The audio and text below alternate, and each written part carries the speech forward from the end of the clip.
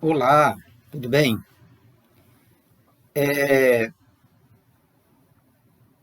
Há mais de 20 anos eu pesquiso o campo evangélico brasileiro.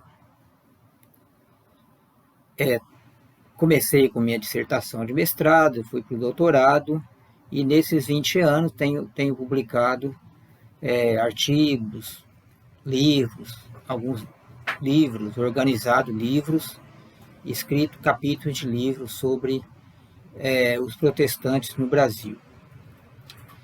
E nos cursos que eu leciono, no curso de História, na graduação e também na pós-graduação, alguns alunos me indagam acerca desse campo evangélico, sobre os evangélicos do Brasil. E fazem isso, não é, muito influenciados pela representação que os evangélicos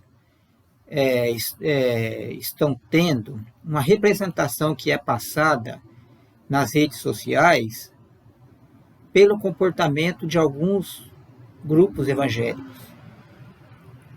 Geralmente, essa representação ela é conservadora, tá?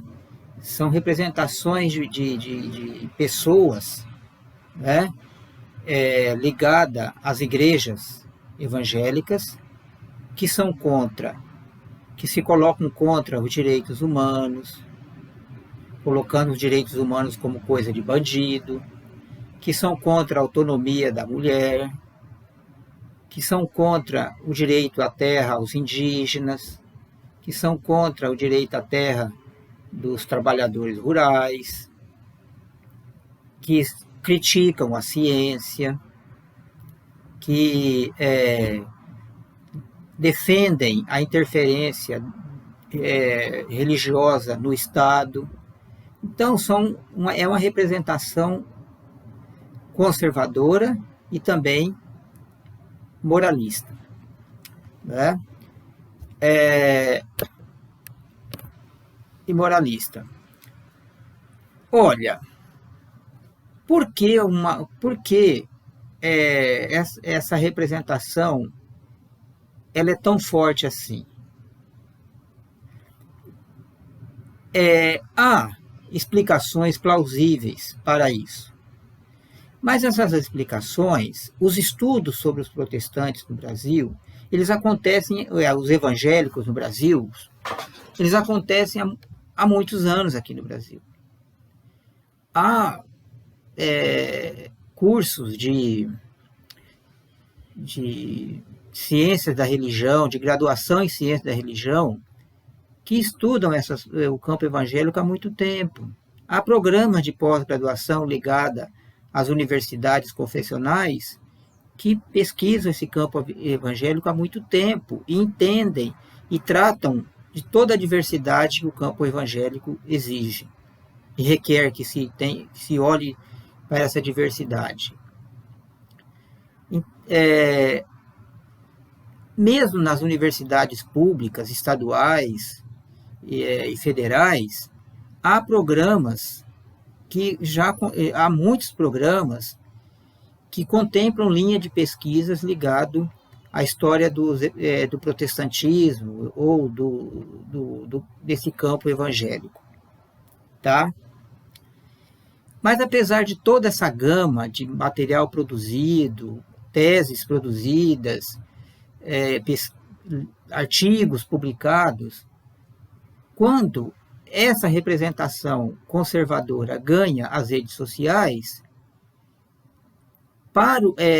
quando ela ganha para o grande público, fica parecendo que todos os evangélicos são da mesma forma e compreendem a sociedade da mesma forma e se manifestam da mesma forma.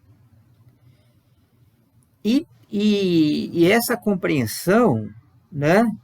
Essa compreensão, ela não está só entre os leigos, ela não existe Esse tipo de representação não é compreendida somente por pessoas não ligadas a esse centro de pesquisa.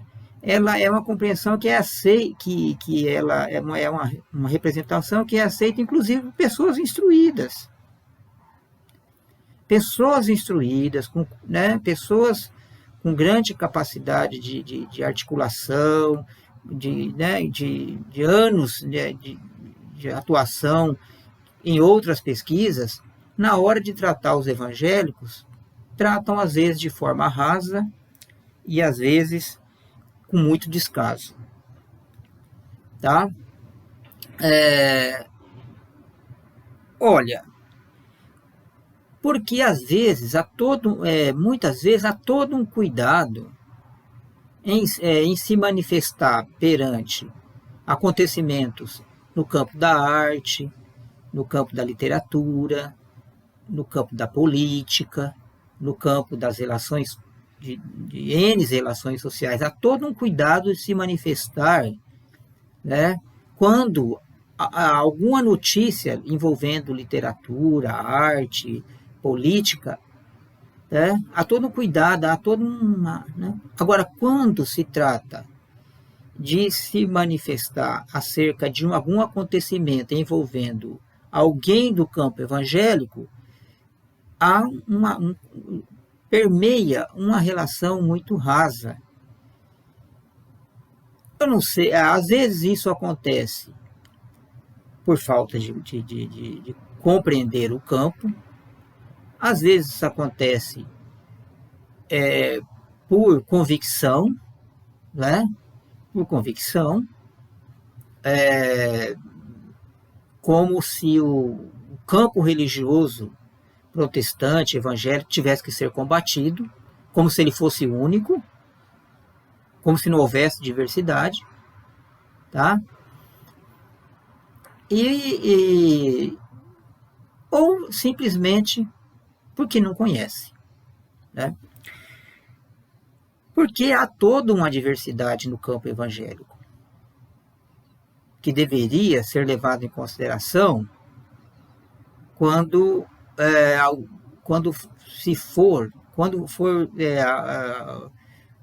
se exigir uma manifestação sobre algo que ganha as redes sociais. Porque está toda uma diversidade. Olha, o campo evangélico, de acordo com a sociologia, a antropologia tradicional, ele conta com diversos campos. Existe o campo tradicional, existe o campo conservador, existe o campo pentecostal, existe o campo neopentecostal, mas para além dessas divisões, que às vezes não são tão rígidas assim,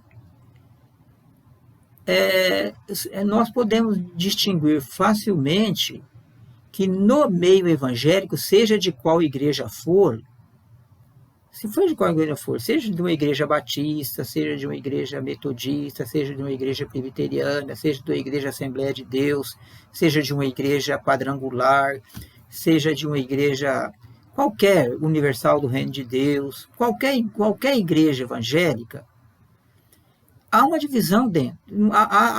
As fronteiras entre um tradicional e um liberal são tênues. Porque há dentro dessas igrejas grupos tradicionais, apegados à tradição, há grupos liberais dentro de uma mesma igreja. Há grupos conservadores, grupos que são liberais e conservadores, há grupos progressistas e liberais, tá? Há grupos fundamentalistas, tá? Então, existe toda uma complexidade, Existe toda uma complexidade que exige muito cuidado ao se referir a esses grupos. Porque senão se acaba fortalecendo a hegemonia de um grupo, uma hegemonia que de fato não ocorre. Por isso as pesquisas em história das religiões, em antropologia das religiões,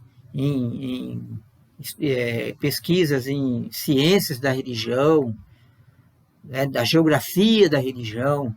Existem pesquisas que merecem ser lidas, artigos que merecem ser lidos antes de qualquer juízo de valor, ainda mais por aqueles que são, né, que são pessoas ligadas ao conhecimento acadêmico, ao conhecimento científico, tá?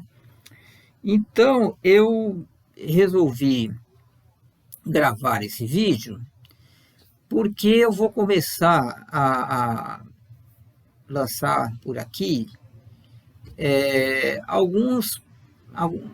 algumas reflexões, tentando apresentar um pouco desses grupos. E as mudanças que acontecem, e algumas mudanças que acontecem em cada um desses grupos no decorrer do tempo, as permanências, as rupturas, tá? No sentido mesmo de sem muito aprofundamento, né?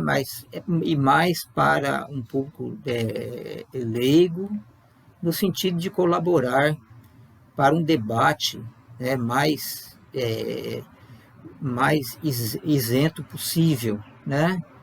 E para não reafirmarmos aquilo que parece óbvio, mas não é.